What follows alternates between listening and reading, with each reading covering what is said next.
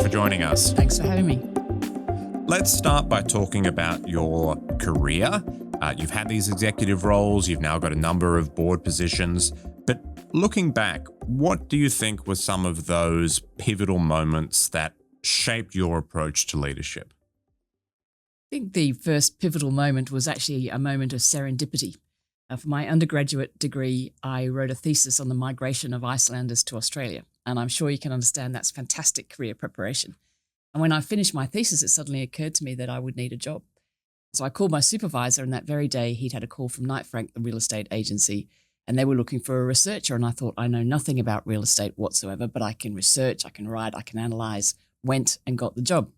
And that stepped me off in the real estate industry for over 30 years all over the world. So one of those sliding door moments that set me into an industry that I absolutely loved because of the eclectic nature of urban issues and the impact it has on real people's lives. So that was a sliding door moment.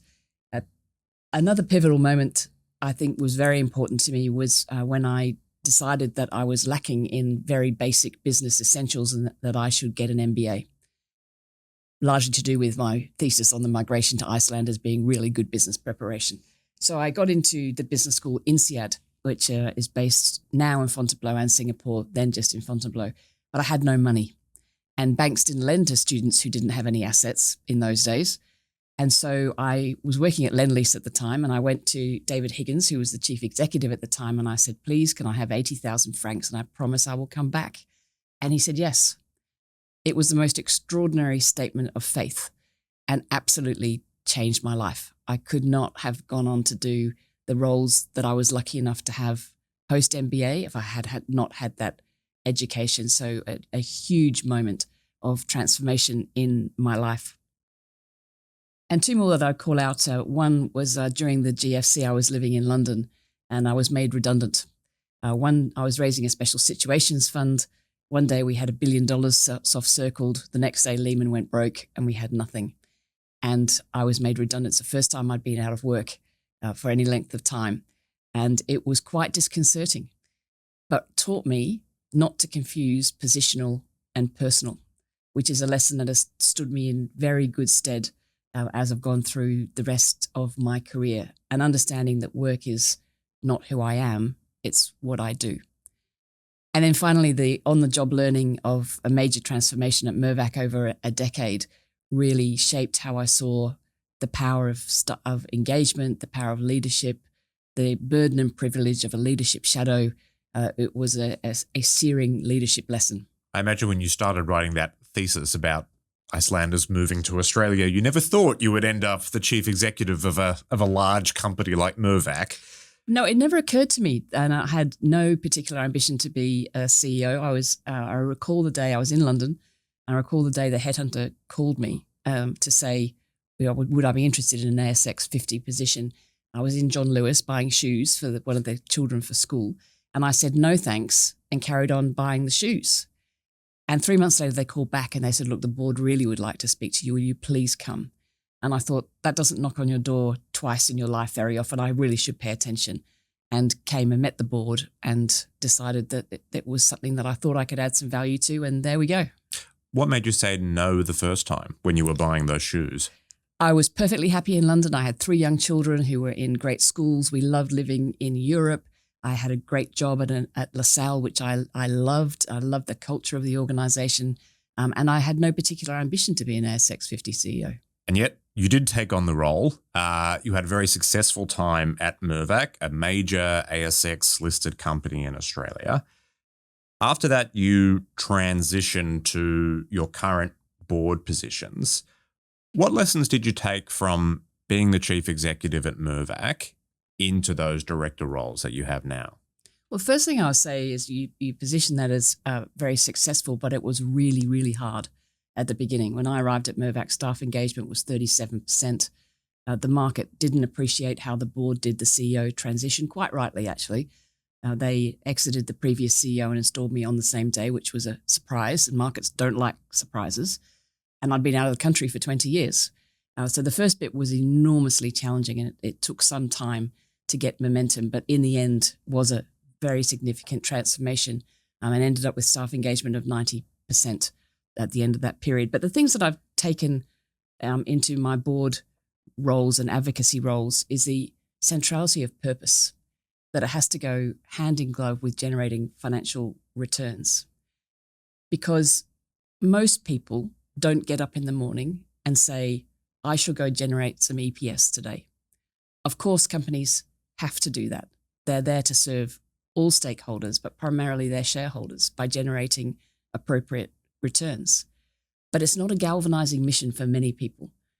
The people of Mirvac do get up in the morning and think about the impact they're going to have on the world and how they're going to change the environment for the better and leave the world a little better place than it was when we found it.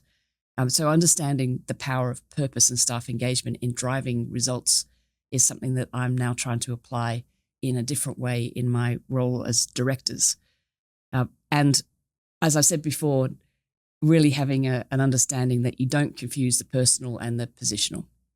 A lot of things come to you as a CEO, and if you think that it's because of you, as soon as you stop being the CEO, you swiftly realize it isn't anything to do with you, it's to do with the position, because they rapidly attach themselves to the next person that is in that seat. So a healthy perspective on who you are as a person is not what you do for a job. I think that's good advice for everyone. You've now made this transition from your executive career to board roles. What sort of mindset shift did you go through when moving from those executive positions into your non-executive roles? So when I was considering making the transition, I spoke to a lot of people who'd done that transition, and everybody gave me the counsel that it is a very different perspective. And I slightly dismissed it. Oh, yeah, right, fine, of course. And then about a year in, I was feeling slightly wobbly about the whole thing because it's quite a different experience. You're not in the business every day. You don't work with the same team every day. I'm outside my domain expertise largely, other than the Housing Council. So steep learning curves. And the role of board cannot be confused with the role of management. You can't drink the Kool-Aid. You are there to govern and to ensure that there is proper governance and that we are serving the stakeholders through the running of that business.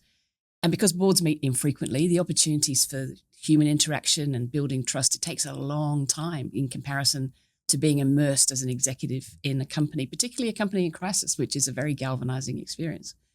And I was feeling a little unsettled about this, and a friend of mine gave me a great analogy. And she said, you've gone from this very scaffolded job where you knew everybody and they knew you, and there was a certain amount of love in both directions, and you knew the content cold.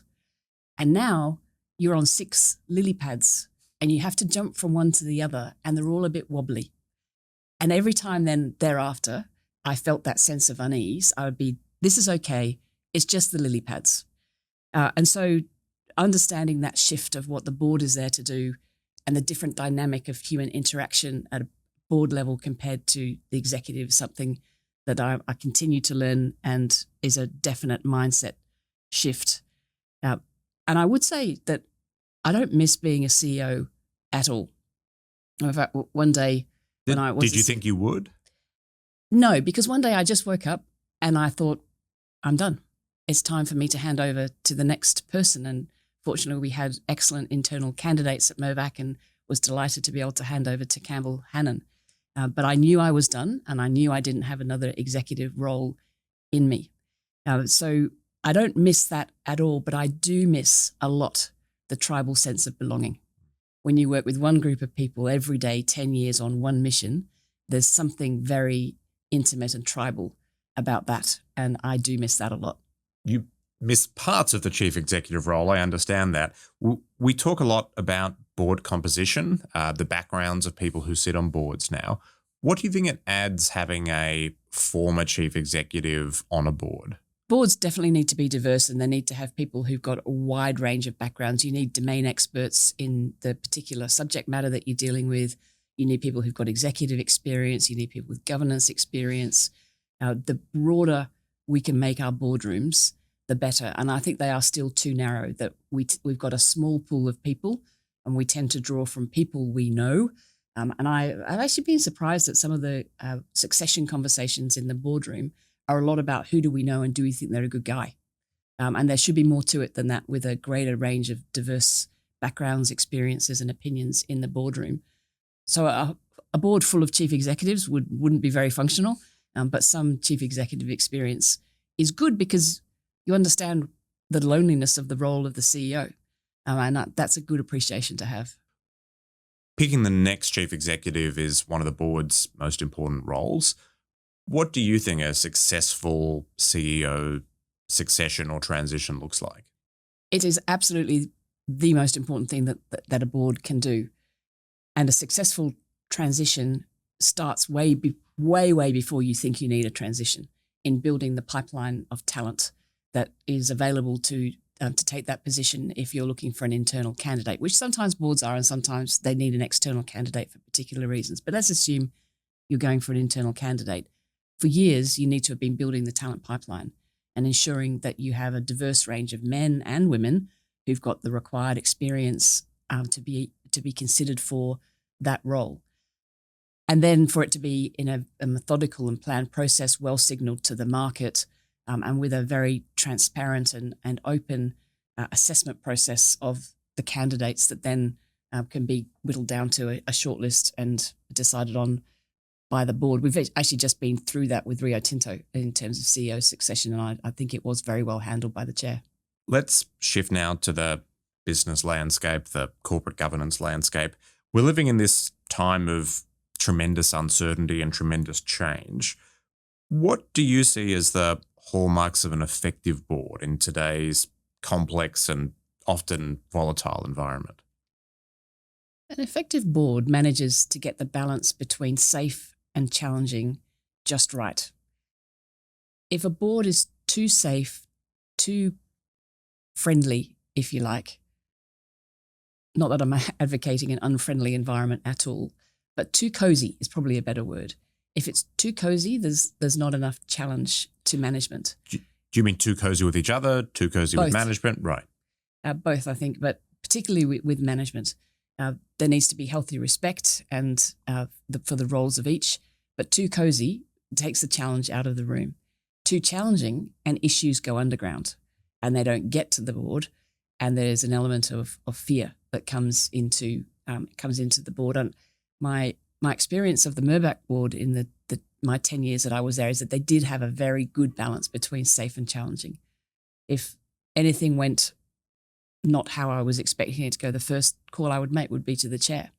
And I felt completely safe in raising any issues, but I knew I was going to be challenged about what we were doing as management and what different perspectives we needed to bring. Had we thought through all the issues? So that's one, making the balance between safe and challenging. And then determining how to spend the time, the limited time that a board has in the boardroom and in the business, to the extent that you're in the business, working out what to focus on. Particularly, I think in financial services, how much time you spend on compliance and regulation. You could spend all your time on financial regulation, such as the complexity of it. But to do that would be to miss culture, to miss strategy, to miss major decisions. And so ensuring that there's the right amount of time on the various different elements that the board needs to oversee and govern is something that needs quite deliberate attention. Otherwise, in the case of financial services, you just get consumed by compliance.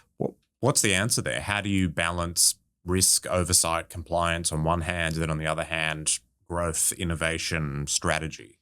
I think it's an art. And in large part, the chair has a very big hand in making sure that the agenda is shaped properly, that the board is spending the right amount of time on things, ensuring that the board gets out into the business to visit parts of the business that don't get into the boardroom, which is a really important part of what the board does. There is a limited amount of time that you're in that room or you're in the business, and it's part of the chair's role, I think, to make sure it's well spent. We've been talking about that balance between risk and strategy, but what do you see as some of the other major opportunities and challenges for boards? Some of the main challenges for boards in our current environment is how you navigate the primary responsibility of delivering good risk-controlled growth to shareholders in accordance with the strategy, and also navigating the shifting sands of climate and diversity and innovation and AI. I'll give you a good example of how that's shifted over the last several years. Back in 2013 at Mirvac, we launched our sustainability strategy, which we called This Changes Everything. And we said we're going to be net positive in water, waste and energy by 2030. And P.S. we don't know how to do that yet. So please come and toil in our garden for a while and help us. And people did. But they also told us we were crazy and that we shouldn't set out goals we didn't know how to meet, which I thought was strange because that's the point of stretch goals, I think, is to push you further than you otherwise would be. And in fact, we made great progress. We were net positive in energy by 2021, 9 years ahead of that target. But over the period, I am very sure that today, no board would sign off on a strategy that said we are going to achieve these goals and we don't know how to achieve them. Because the language and the shift around greenwashing and green theatre has shifted, I think, tolerance for making very ambitious statements that you don't know how to make, which I understand, but I think is in some ways a shame because it takes that moonshot and that ambition out of the goals. Similarly with diversity and inclusion, and we see it with the winding back of DEI initiatives in the US. I see companies, including ones that I'm involved with, grappling with language and how we describe things in the annual report around what we're doing around diversity. And I have to say, I think the focus on taking the performative nature out of diversity and we do it because it's the cool thing to do, taking that away actually is a really good thing, and re-examining why it is that diversity is a good thing for companies to have, really a good thing, not window dressing or nice to have or something that's fluffy. It's really focused the conversation on that. For boards to navigate, what is the true value of diversity? How do we get to it? And how do we describe it in a world where, particularly if you're working in the US, there is a real shift in the tolerance and language around that. And similarly with concerns around other elements of ESG, Macquarie Group this year or late last year, along with most other big asset managers in the US, got a letter from 22 attorneys general in the US, mostly from red states. And the letter basically said, you must pay attention to nothing other than making money. You cannot, you can't ring fence out industry. So you have to invest in coal and you have to invest in firearms. You can't make any decision based on companies' ESG policies. The only thing you can pay attention to is making money for your shareholders. You can't even join the Green Building Council because that's collusion. And so navigating that world is very difficult for boards to work out. Of course, you have to serve your shareholders, but if you don't serve all the other stakeholders, you won't have a business that's sustainable in the broader sense of that word. So navigating all of that landscape, I think, is a real challenge for boards.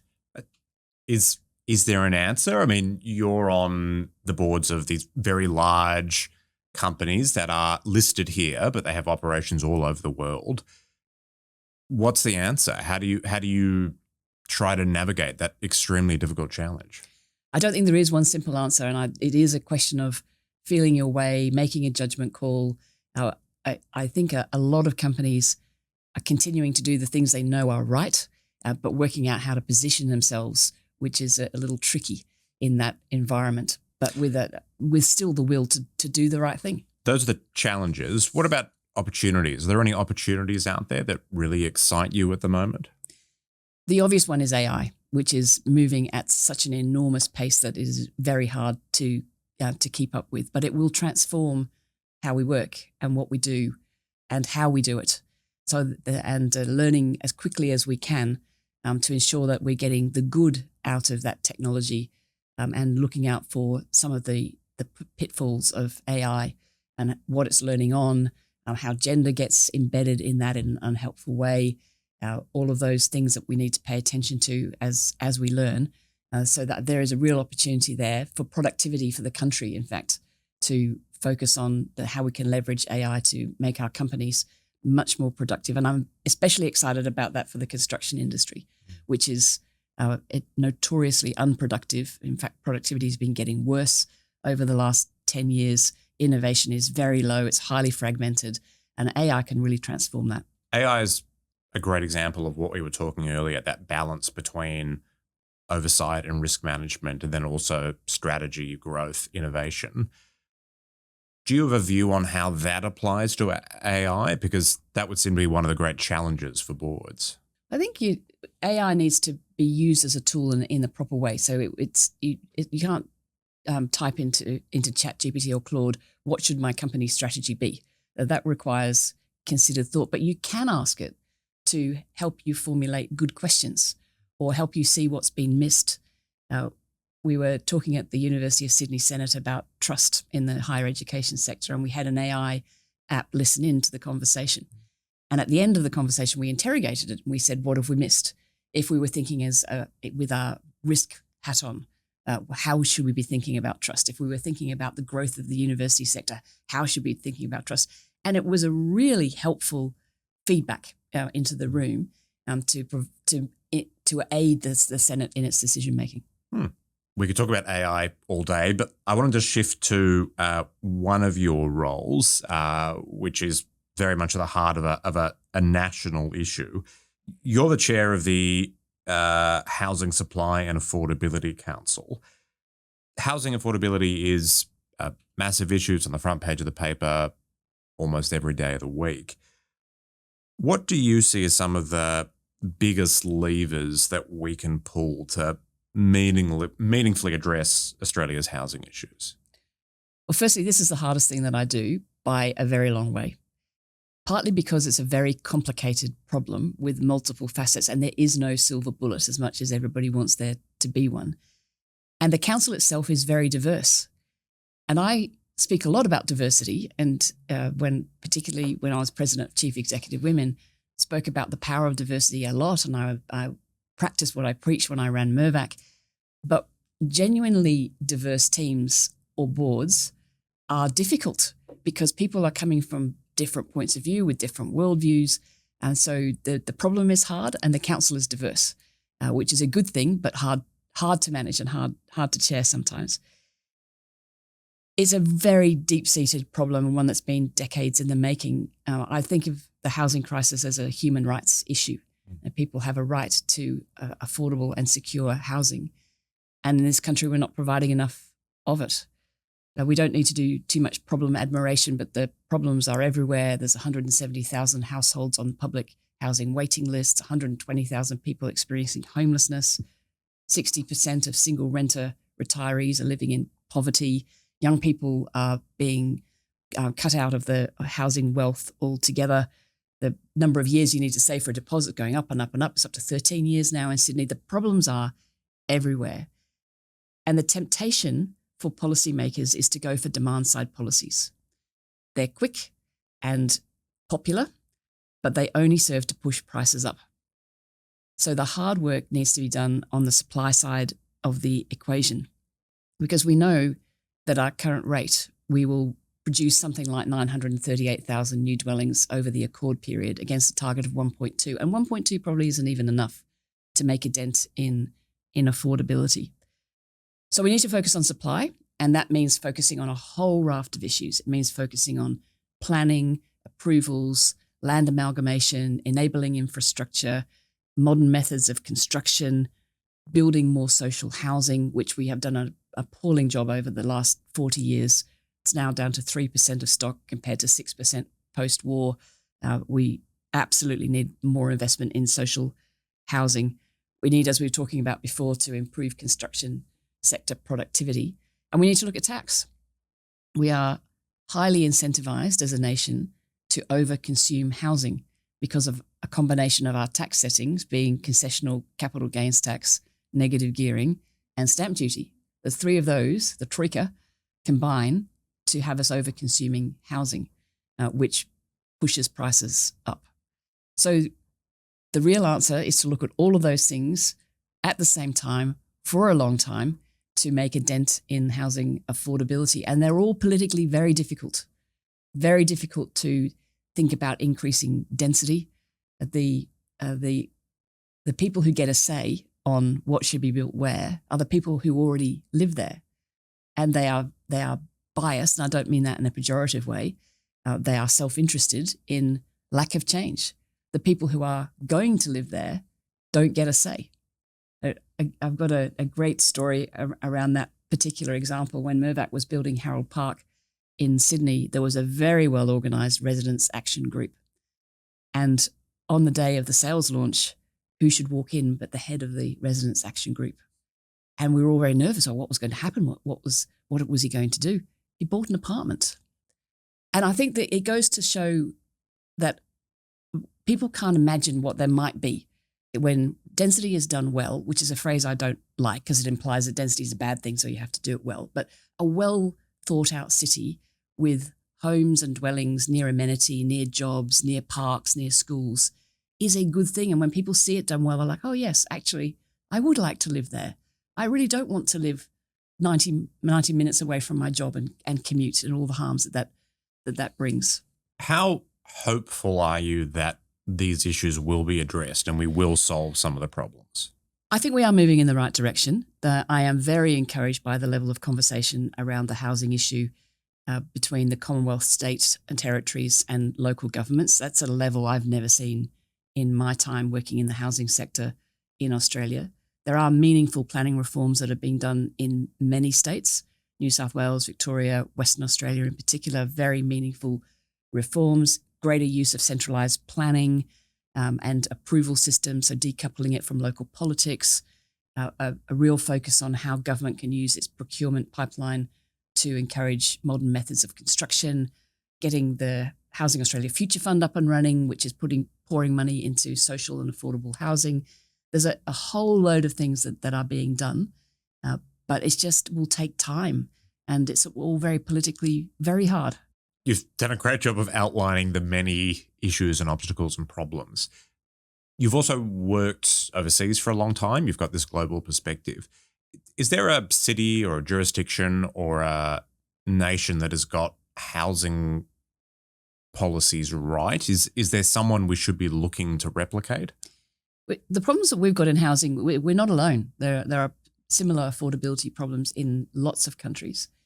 There are pockets of where things are done better than we do them here. Modern methods of construction, for example, in Scandinavia, I think something like 60% of new dwellings are using modern techniques, which actually aren't that modern. They've been around for about 20 years, but we don't apply them here. The argument is always we lack scale. Institutional investment in rental stock is something that's been around in the US for 30 plus years. Over the last 10 years, it's bloomed in the UK through a series of policy settings. In fact, our own superannuation funds here invest in institutional rental in the UK and the US and Japan and not here. And it would be a great addition to our housing stock if we could get a vibrant build-to-rent market here, which is coming and it is still in its nascency, which brings a significant amount of risk into the system, but it is a housing tenure that we absolutely need. So we should look at what it was that the UK did that caused that sector to go from nothing to large in a decade. Let's pivot now to another topic that you've been very passionate about and very involved in over the years, and that's diversity. You've somewhat recently finished up as the president of Chief Executive Women. On gender diversity, where are we seeing progress and where are we still falling short? Definitely are seeing progress, and this year is the 40th anniversary of the founding of CEW. And at the dinner that we hold around the country to raise money for scholarships, I talked about what things were like in 1985 when CEW was founded and what things are like now. And there has been progress. Sometimes it can feel like there is no progress, but there genuinely is. I mean, in 1985, only 5% of women held a bachelor's degree. Now we've got the most highly educated female workforce in the OECD. The gender pay gap has significantly dropped from in the 20s to now around 11%. That's a significant improvement. We've got 36% of directors are women on boards. There definitely is progress. 44% of members of Parliament and the Senate are women. So there is and has been progress. We've got, for the first time, a national gender equality strategy called Working for Women. We've got superannuation on paid parental leave. We're moving towards universal access to early childhood education. We're paying our care workers slightly better, although still not enough. And there's been a big focus on domestic violence. So definitely progress. But on the other hand, we still have 91% of ASX 300 CEOs are men.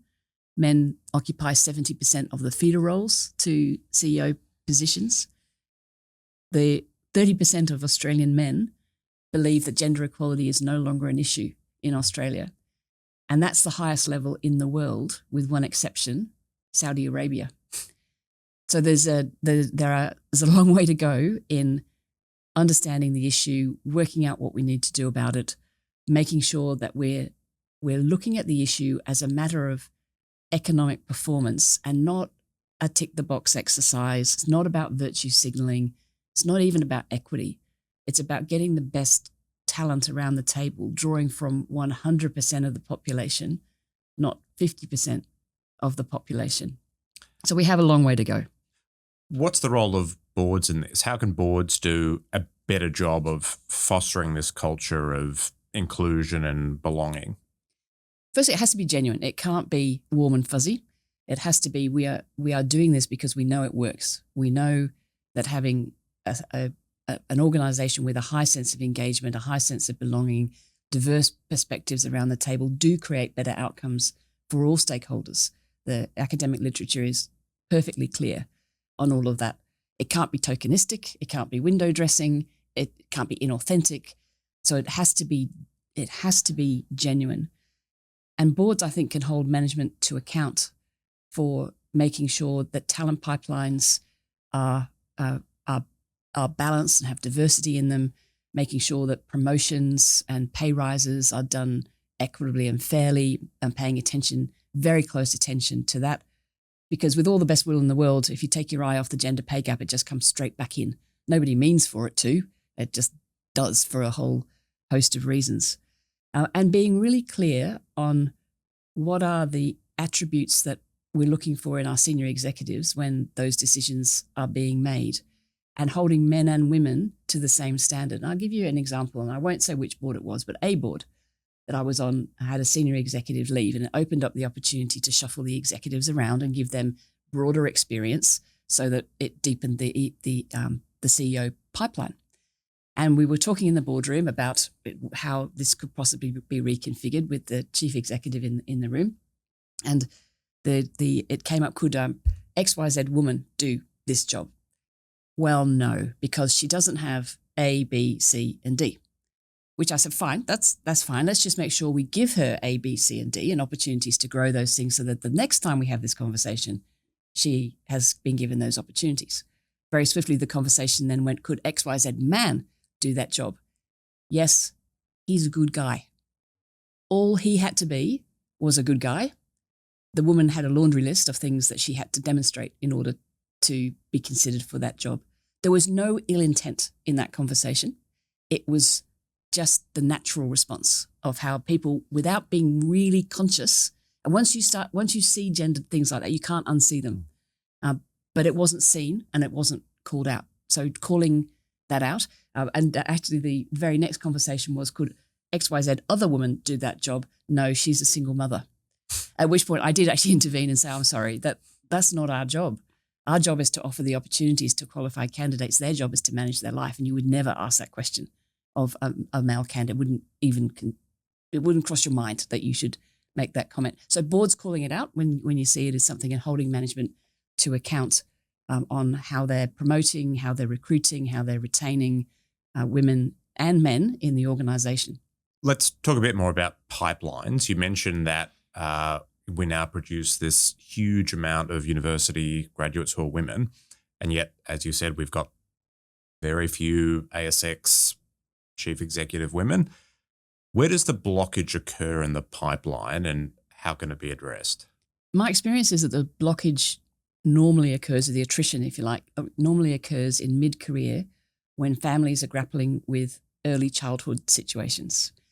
And it becomes very difficult to manage and afford to navigate through that. And there is definitely an attrition of women at that point. Keeping women attached to the workforce during that period is really important to keep them as candidates for senior executives. And secondly, and I think I'm probably the only person in Australia with this view, I think there are multiple ways to become a senior executive. The conventional wisdom is that you have to have run a big P&L to be considered for a senior position, and certainly for the CEO. But when I look at what did I do as a CEO, what was my job? Was I the chief deal doer? No. Was I the chief investment decider? No. Was I the chief order giver? No. I was actually the chief storyteller and the chief get the right people in the right roles person and the chief leader of purpose and strategy and ambition. And I spent the vast majority of my time working on the humanity of the organization, the humanity of our people and our communities and our stakeholders. And there are lots of ways you can get those skills. Of course, you have to understand the finances. Of course, you have to understand how to make money. And of course, you have to deliver that for your shareholders.